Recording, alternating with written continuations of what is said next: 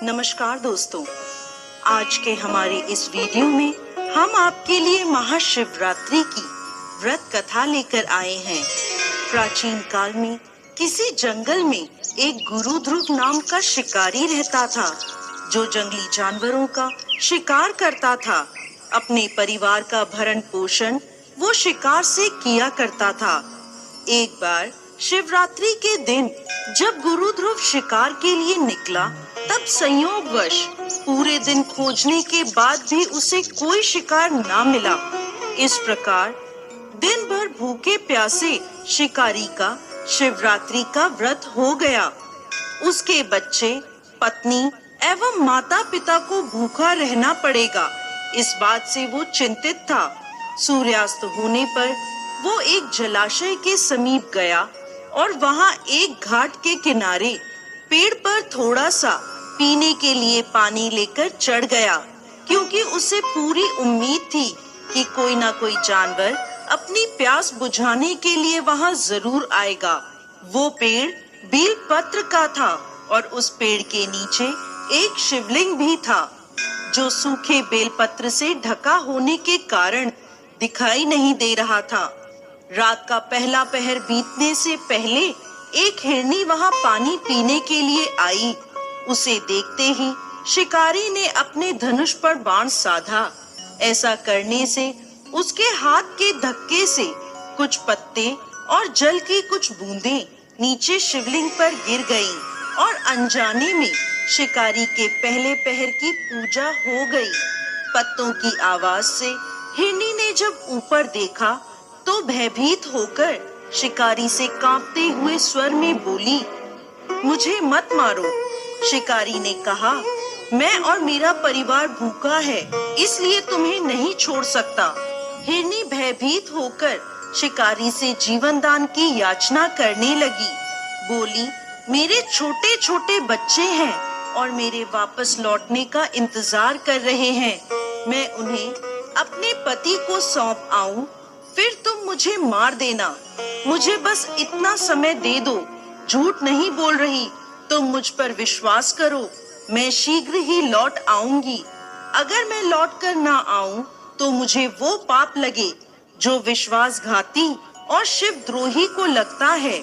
इस प्रकार हिरनी के विश्वास दिलाने पर शिकारी ने उसे जाने दिया और हिरनी वहां से चली गई।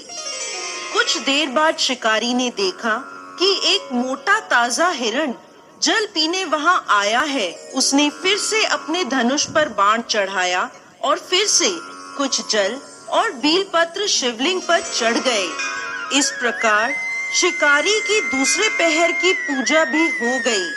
धनुष पर बाण चढ़ा देख हिरण ने पूछा, ये तुम क्या कर रहे हो? मैं घर पर अपने बच्चों को छोड़कर आया हूँ। मुझे इतना समय दे दो कि मैं अपने बच्चों को धैर्य देकर शीघ्र लौट आऊं।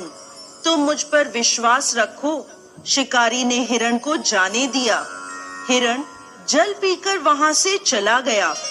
अब दोनों हिरण घर जाकर जब इकट्ठे हुए तो अपना अपना वृत्तांत एक दूसरे को सुनाते हुए बोले, हमें जल्द ही शिकारी के पास लौटना है।